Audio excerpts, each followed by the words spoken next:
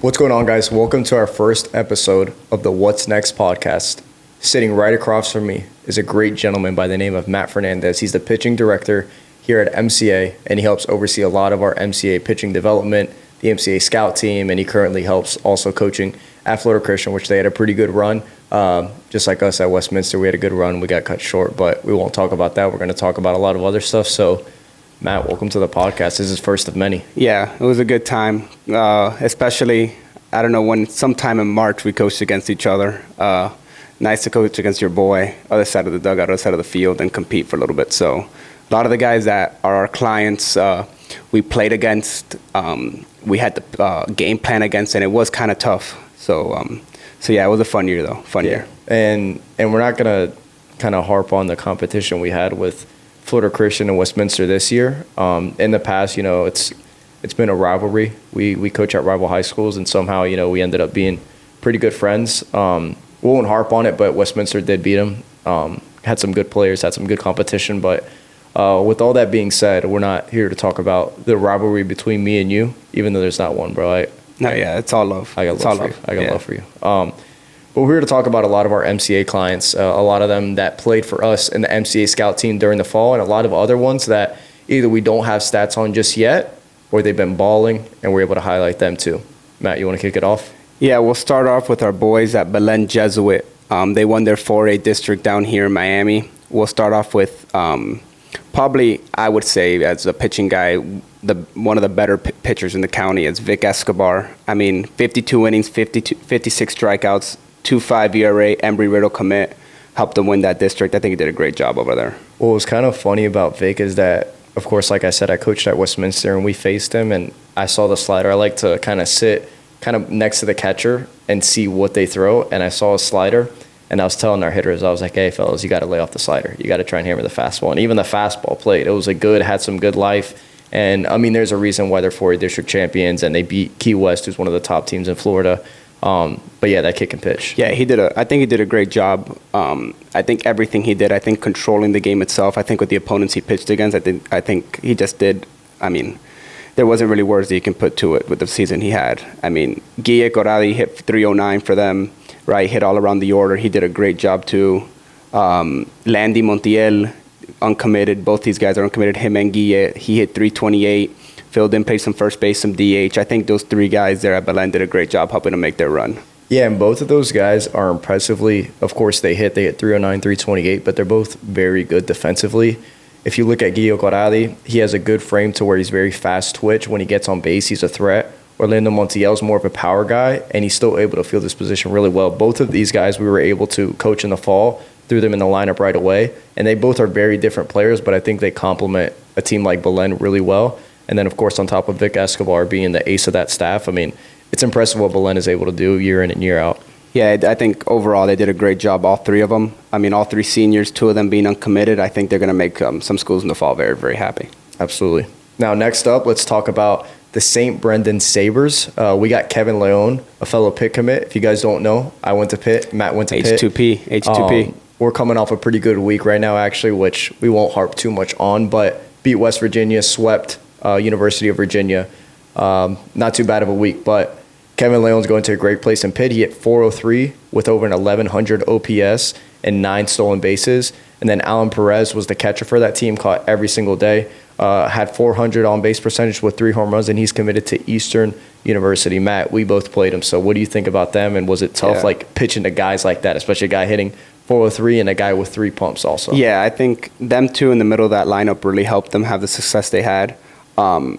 Talking about Kevin for a little bit, the first time we saw him was at one of our MCA summer showcases that Pitt was able to come down and see. Them and the other Division I schools in attendance were all in shock with, I think, the raw power and the pure hitting ability that he had that was just showed in BP that translated to the scrimmage that we do at the end. It's a phenomenal swing. He plays plus outfield. The arm is there. Obviously, he runs it up to the upper eights on the bump, too. So I think just as an all-around ball player, I mean, he fits. I think he's going to fit the ACC very well. And I think on top of that, something I forgot to mention is that they were 3A district champions with St. Brendan, and they ended up being number 1 in their region. So they played a very competitive schedule. So to put up these numbers and to face that type of competition, like I said, we both faced them. And, man, they're tough outs. And Obviously, Kevin's gotten on the bump a few times. He actually faced us too. He could probably pitch at the Division I level, but obviously hitting 403 with a 1100 OPS will probably play at the next level. Yeah, 100%. And Allen being in the middle of that lineup, catching every day. I mean, I think Eastern got a good one there. I mean, just starting catching too, he made some big adjustments there. I mean, it was a good year for Adam Perez, 100%. Absolutely. So next up, we have Tommy Hayes. Tommy Hayes goes to Seabreeze High School, and he's committed to Eastern Florida State College. He's a pitcher, right-handed pitcher, runs it up to the high 80s. Matt, if you want to talk about him a little bit, because we were both obviously able to coach him in the fall too. Yeah, I think the fall was very, very surprising when it came to it, because he's another one that just started pitching also, transitioned to a new position. He took up pitching and wanted to get really, really good at it now in the fall. And he was someone that bought into the process of wanting to get better. He was constantly talking with me and Jaden from the catching side about what pitches to throw in certain counts, pitch calling, things like that, holding the running game.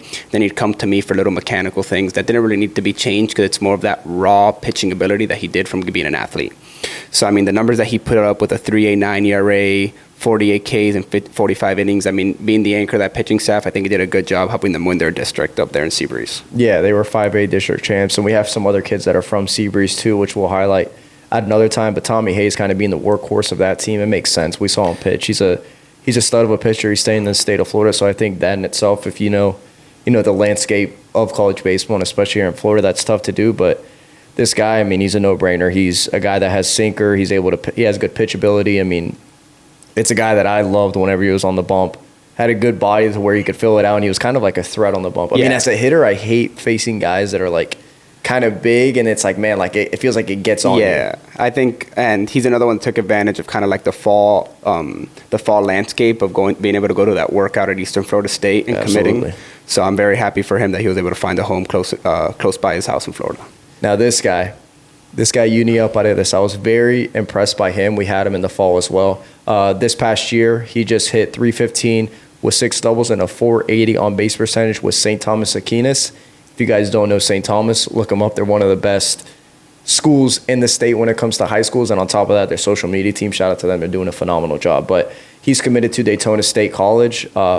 Phenomenal glove. Obviously, he can hit. I mean, Matt, what else did you see out of him? I mean, I just thought that it sounds basic, but he played the game of baseball very well, and he knew what he was good at. Like, I mean, very good on defense, very good running the bases, right? When you put him at the top of the order, he was trying to get on base. When you put him in the 3-hole, he was trying to drive in runs. Yeah. So I think him doing that right, I think he's a guy that at Daytona State's going to develop into an amazing baseball player that can maybe, go to Division I after that, maybe even have pro ball in his sights. But I think that Uniel very, very much put his game together in the fall that helped him have the success he's going to have now this year. Well, and I think a lot of times, like, kids just want to chase numbers and they want to chase commitments, and they forget about the whole landscape of, like, just being a good person and being a good teammate. And I think that's something that a lot of kids nowadays don't take pride in. And Uni is one of the guys that was always next to us in the dugout. He was always one of the leaders. It was a short fall season, but he was always vocal. And it's very easy to root for a guy like that, and it makes the things that we do a lot easier and a lot more beneficial, because it's like, man, we're helping a kid chase his dream that we believe in, that is going to make our reputation as well as his family's reputation well. So, I mean, Uni's a stud player, but probably an even better kid. And Daytona State College, of course, he'll be there 1-2 years. But the future is super bright for him. I mean, he's an all-around stud. I mean, very proud, especially with that schedule they play at St. Thomas. I mean, 315 with 6 doubles and that OBP. I mean, he's gonna make a lot of people happy there at Daytona State. And 6A district champs, they're probably going to keep going. So, shout out to them. Shout out to Uni. He's going to be doing a great job. So, keep on. We're a big fan of his, so look forward to the future. And next up, we got Justin Cruz. This is a fun one because he's still uncommitted. He's 6'2", and just this past year at Mater Bay, he hit 420 with an OPS over 1,000. And on top of that, he also stole 6 bases, so kind of an all-around player that he plays the game, I wouldn't say at a slow pace, but a very calm demeanor, to where nowadays you see kids like just want to be so quick, want to do this, they let the game kind of speed up on them. Yeah. I feel like Justin was a kid that kind of was even keel throughout the fall for us. Yeah, he was one of those guys that kind of just let the game come to him, and it's not even in a bad way, in a great way, that he didn't waver from the way he played ball. He just kind of went out there, did his thing, and knew that his way was going to get him through it. He didn't worry about making errors. He trusted his glove, trusted his bat, and he did a great job in the fall, and clearly that translated over to the spring season for him at Mater Bay. And he was always asking questions to me, and even like things with baseball, things outside of baseball. I mean, at the end of the day, we're all human. So there were some days where he showed up a little more tired. I mean, as you guys know, the fall, the summer, I mean, it's early morning. Brutal. So sometimes, Those and he 8 had to a.m. games. he had to drive from like Miami, and he's like, man, I'm a little tired. But he showed up every day, and I mean, he did his thing. And obviously the workload showed, because I see on his story every time that he's out hitting and he does a good job. And I mean, he hit 420 with over 1,000 on base with matter base. So pretty impressive stuff out of him.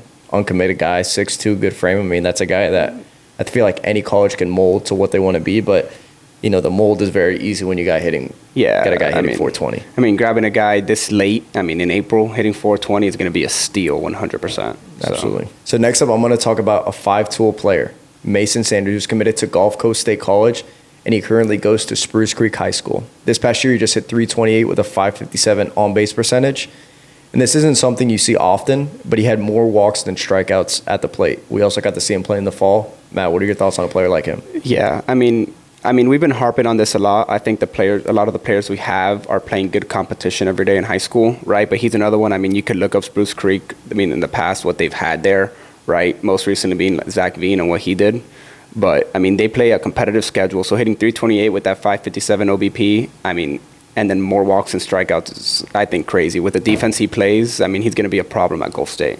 Yeah, and like I said, he's a 5-tool player because he's very quick twitch. I mean, he's a lefty bat that gets out of the box really quick. And, I mean, whenever he was with us, he was always like the 1-2 stick in the fall. And, I mean, it was impressive what he could do because he would get on base and all of a sudden he's on second. And, I mean, cool kid, very calm. And if you haven't yet, we posted a little video on him of kind of like his testimonial of, you know, how we helped him. But at the end of the day, you put up these numbers, it's very easy to help a kid like that. I don't know if you remember, Jay, but his thing in the fall was that I'm pretty sure he led maybe last season. I don't know if he led the whole state or at least his county or his region in hit by pitches. So in the fall, like he'd get hit, he'd be like, oh, well, that's another one, and he'd just walk on to first base. And like it was kind of like a running joke between our fall team. But I mean, great kid. Like again, that just show you the type of player he is, finding ways to get on base, to use his speed to get to second, even get to third base sometimes because he's a very good base runner. But yeah, I mean, 5 tools is probably the way to describe him. Well, what's funny is he even got on the mound for us in the fall because I remember that. It was our first fall doing it, and we were able to get a lot of these guys together, good team. But there were some times where some pitchers wouldn't show up because, of course, their workload, they were throwing bullpens and stuff. And so we were like, hey, Mason, can you pitch? And he was like, yeah, absolutely. So he got on the bump. He actually threw really well. He was one of the more impressive arms we had, especially as a fill-in. And I was like, man, this kid's not bad. And we actually had some of our guys like, hey, does he pitch? Like even a coach approached us like, hey, does he pitch too? And it's like, nah, but he can. He can. I mean, I feel like that shows the athleticism. I mean, I don't know if you ever hit before pitching. I mean, I don't know. My last at bat was my freshman year of high school in summer ball. Proceeded to get a knock, so I finished my high school career 1-for-1. Yeah. Well, I mean, you know what they say, like a blind squirrel finds a nut. Like I feel like if I got in there lefty, I could probably get a knock. Yeah. But I wouldn't call myself a lefty hitter. You know what I mean? I know what you mean. I'm not calling myself a hitter. I'm just saying that I knew what to do. You know, I took my pitcher's game plan up there. I knew what he was going to throw me. Okay, fair enough. Yeah, I mean, I'm just giving my input. I mean, just then continue to harp on it. I mean, Seamus Moylan, commit to Missouri, signee. I mean, 19 hits, including 7 extra base hits. I mean, he did a great job helping that team out too. I mean, absolutely. No, CMS, I mean, he's a great catcher. He's a kid that I haven't seen play often, but I think obviously the numbers speak for itself. And at the end of the day, the competition they play is phenomenal because it's Spruce Creek. They won their 7A district, and they're still going as one of the top high schools in Florida. So without a doubt, these two guys are a keystone of MCA. Their guys are going to represent their brand well. They're going to represent themselves and their families well. So super excited about the future of them. And, you know, shout out to them. They're doing a great job. Yeah, great job up there. Next up, we got Javeth Carrion. We're going to leave the state of Florida and enter the state of Maryland. So Carrion is committed to Missouri, and he hit 300 while only striking out 4 times with 12 walks on the season at Avalon High School. I mean, that's a pretty impressive thing to do, no matter what baseball we play. I mean, you know more than me, like having a big name tied to your name, like Missouri, SEC, right? You know how you get pitched to. They not even like pitching around, right? But they pitch you a little bit differently. I'll even tell you as a pitcher, like facing certain guys, like, oh, he's a Miami commit. I mean, he's a Pitt commit, right? Like being committed to Missouri and the SEC is a big deal. So he probably wasn't even getting pitched to like the easiest on top of that. You could probably vouch for that a little bit more. And I think both of us have played with very talented hitters to where it's like the more you try to do when you don't get your pitches, the less you hit. Exactly. So if you're able to have that discipline to obviously walk more than strike out, but take advantage of your pitches and not chase everything, like For example, Westminster, we had a pretty good player that, I would tell him like, hey, listen, you got to stay in your zone because they're going to want to pitch around you. And of course, my years at Westminster, we had some very talented players, some very talented hitters where they would pitch around. And honestly, it showed how good of a hitter they were whenever they were able to lay off those pitches. So I feel like a guy like Carrion, who's able to stay disciplined, was striking out only 4 times in 12 walks. I mean, that's an impressive thing to do no matter where you go. There's a reason why he's committed to Missouri. Uber athletic kid, middle infielder. And so the future's bright for him. Yeah, I think taking the discipline part into the SEC is really going to help him. I think with the power arms you're going to face, right, sometimes they could spray it a little bit, but I think having that discipline is something you can take with you. You don't really lose that feel for the strike zone, especially at that level. Yeah, he'll be an impact guy right away. So next up, we have a fun guy. We have a catcher by the name of Alan Nunez. Love him. An uncommitted guy that caught every day for Miami Christian, who were 1A district champs and got on base at a 420 rate. The most impressive thing with Alan is that he only started playing baseball a few years ago. I think that's why I love it so much. I didn't know this till we started working with him. That's crazy. He just started playing recently, and he's got his exit velo up to 107, but it's not like a up to thing where it's like, oh, I'm up to 93 on the bump, but you sit 88. He's consistently over 100 on the exit velos, and we both saw him play. I played against him, but we saw him in a showcase too, and what was the most impressive thing for you? Well, I think the most impressive thing was short story of it. At our showcase, our boss, Merv, was like, hey, and he threw him a wood bat to see if he could actually do it with the wood. And the way the wood sounded when he was making contact with the baseball, MVP, not even hard throw or anything, was absolutely crazy. Yeah, no, I mean, it kind of is one of those things that it breaks the sound barrier. Yeah. It's like cracking a whip. It breaks the sound barrier. Yeah, but no, it was impressive. He's a good bat, and the fact that a kid like this is still uncommitted is honestly pretty surprising for me because, man, he's a stud of a player. He's a great kid. I was able to chat with him after the game that we played him. And on top of that, man, he's got a good head on his shoulders. I mean, the fact that he's just, starting baseball pretty much in high school is probably the most impressive thing. We actually had a kid like that we played with at Pitt. Yeah. Shout out to him, Kaldima. He was a very smart kid, but he was a kid that went to Pitt and just kind of started picking it up. He was more of a band guy, but he threw 93 to 95. He ended up being our closer my senior year. I mean, he was an impressive guy. So that shows that, I mean, no matter where you start, I feel like, of course, people have different abilities and people are able to do other things that, say, maybe some kids aren't. And I feel like Alan is one of those kids that can hit like that and not be able, and he wasn't even playing baseball for the latter part of his life. Yeah, and you talked to me about this. I mean, catching every day and still getting on base at a 420, I mean, I think is hard.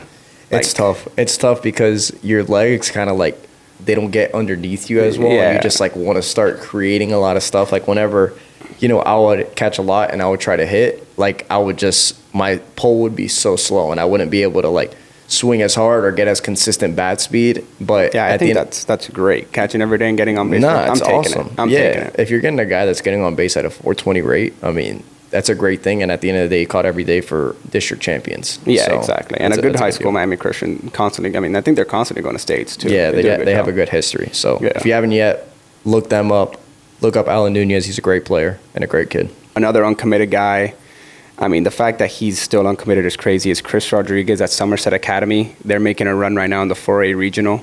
I mean, for me, when I think of him, I think of this all-around infielder, gets on base. He's just your pure hard-nosed baseball player. Yeah, and he can fill in anywhere. And this isn't a guy that, we're going to fill him in as a backup. This is a guy that's going to impact the game right away. And on top of Mason being the two-hole of our team, we had Chris basically at the one spot most of the fall because he would get on base and he was quick. He would get on base. He had probably the best jump from a base runner perspective. He got jumps right away. Kind of an all-around player. And there was actually, I remember one game where I don't remember the team, but we were facing a very good team and we were notching together hits, nothing crazy. And we got an opportunity where he was up as the first hitter, but there was a runner on second base already.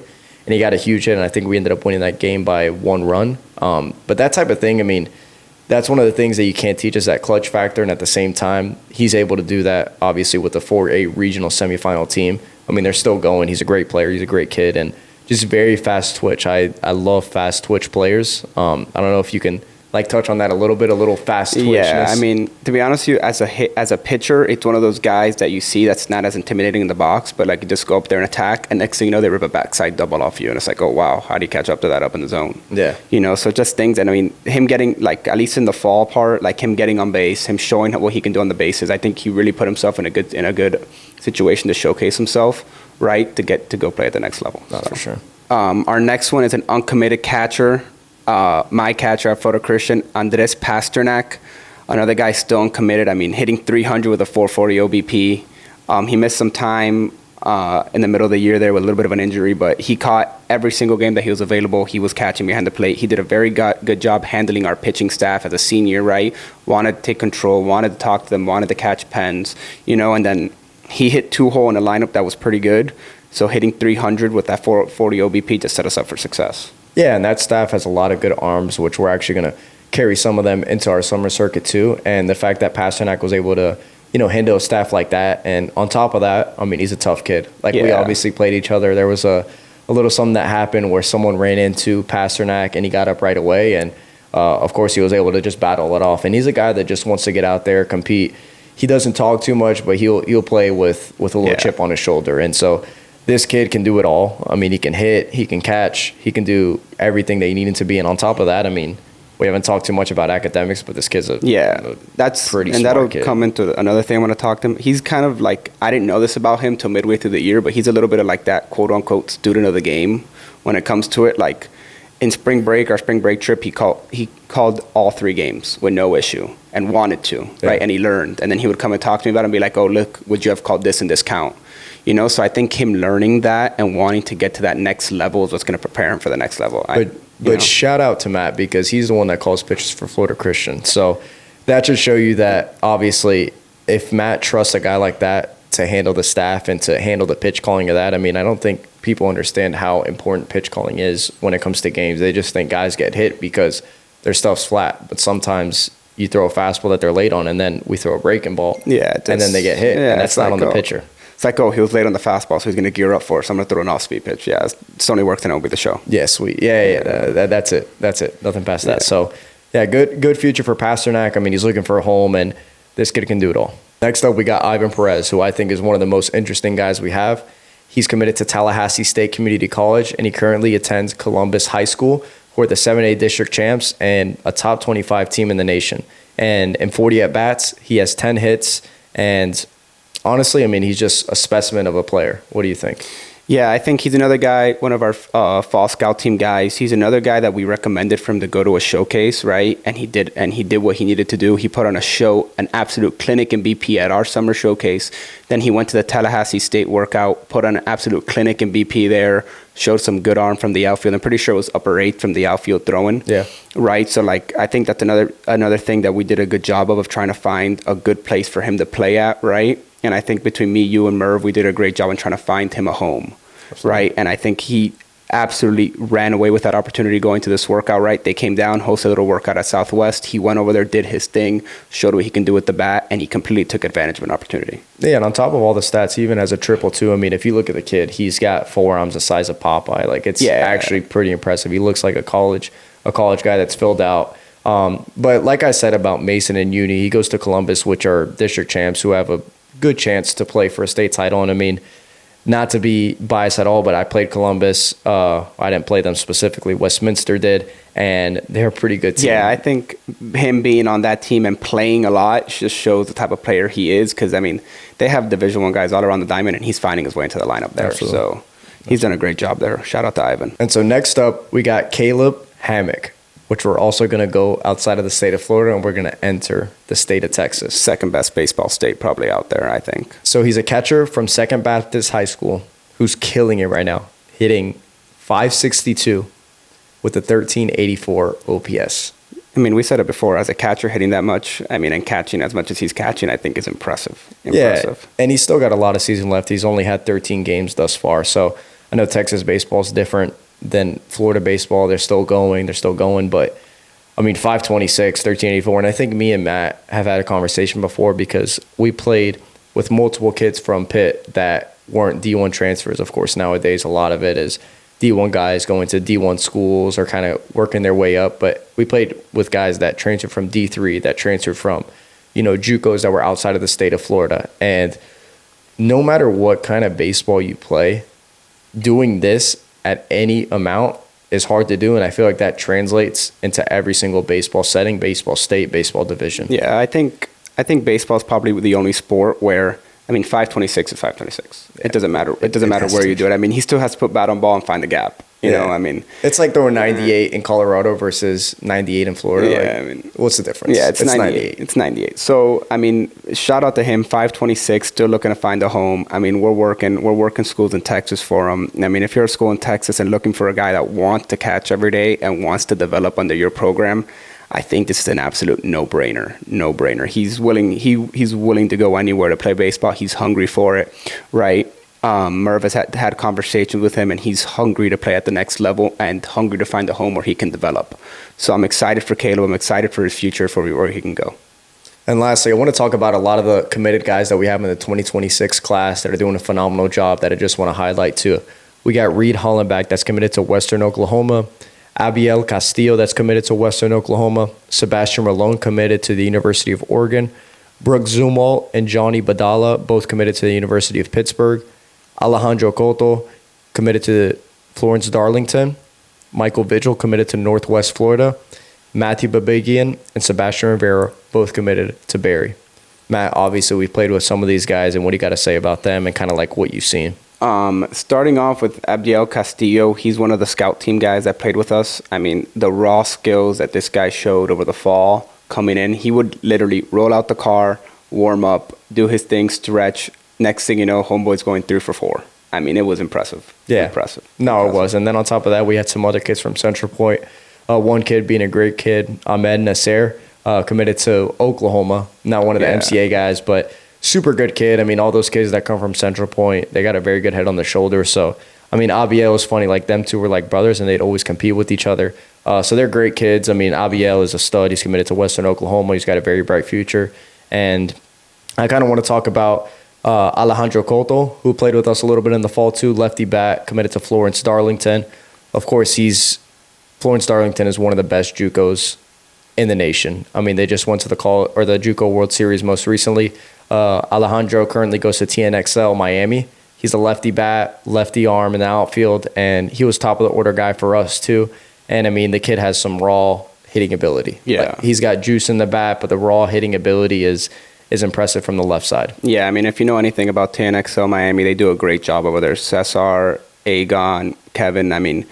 What him being hungry enough to go and play baseball for 8 hours a day and then perform the way he performs just shows what he's going to probably do at the next level. So shout out to him. Yeah, and then Reed Hollenbach, who's committed to Western Oklahoma. This was a kid that I saw at a showcase, and he really set himself apart with his arm. And I feel like that's something that, of course, if you're watching this and you're a catcher, the most important thing in a showcase is your arm. Make sure you let that thing eat. You got to let it eat because that's the thing that's seen the most by college coaches. But Reed Hollenbach had raw power, had a very good arm. Of course, as a catcher myself, it was impressive that he set himself apart that much. And of course, we were able to help him along the process because after that, he became an MCA client.